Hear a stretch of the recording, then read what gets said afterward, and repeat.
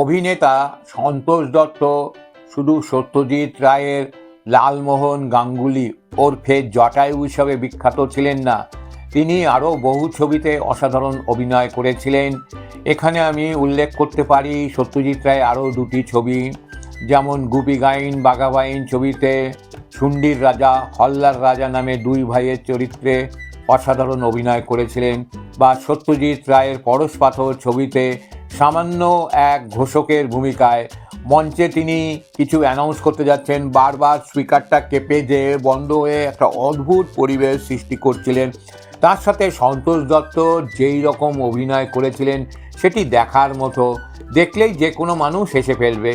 এরপর তপন সিংয়ের একটি ছবিতে তিনি বাড়ির গৃহকর্তা, অর্থাৎ তার বাড়িতে অনুষ্ঠান হচ্ছে এবং তিনি তাকে যাদের আপ্যায়ন করছেন, এবং আপ্যায়ন করতে যেয়ে তার মুখের চেহারা যেরকম হচ্ছে, এক একটা আইটেম লোককে খেতে দিচ্ছেন আর বারবার করে বলছেন, এইবার আমার অমুক এফডি চলে গেল, এবার আমার অমুক সার্টিফিকেট চলে গেল, অর্থাৎ সবই টাকা সম্পর্কিত সার্টিফিকেট কথা বলছেন।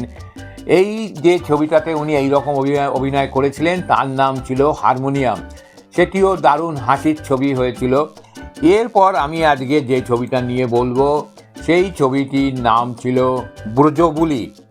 এটির গল্প ছিল গৌরকিশোর ঘোষের এবং এতে সন্তোষ দত্ত একজন দাঁতের ডাক্তার হিসাবে অভিনয় করছেন। এবার এমন একটা ডাক্তারবাবু, তার যা প্রেসক্রিপশান তাই শুনলে আপনারা অবাক হয়ে যাবেন।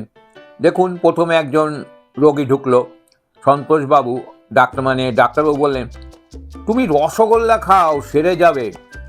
এরপরে ঢুকলেন মহানায়ক উত্তম কুমার, এখানে তার নাম ব্রজরাজ কারফর্মা।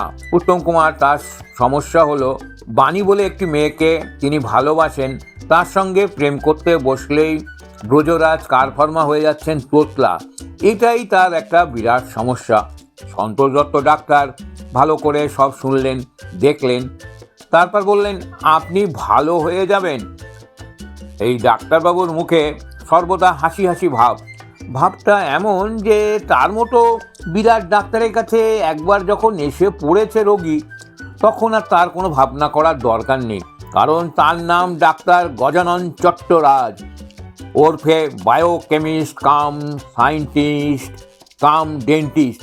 ব্র্যাকেটে লেখা রয়েছে লন্ডন, রোম, এডিনবরা ইত্যাদি ইত্যাদি ফেরত ডাক্তার।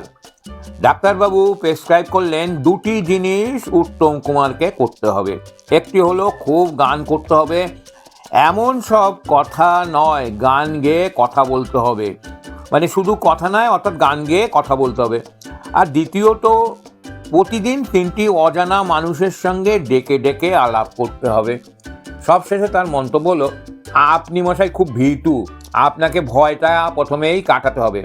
ছোট্ট একটা রোল এই ডাক্তারবাবু, যাতে অভিনয়ের সুযোগ খুবই কম, কিন্তু ডাক্তারের কথা বলার ধরন ও তার হাবভাব দেখে দর্শকদের হাসি পেয়ে যায়।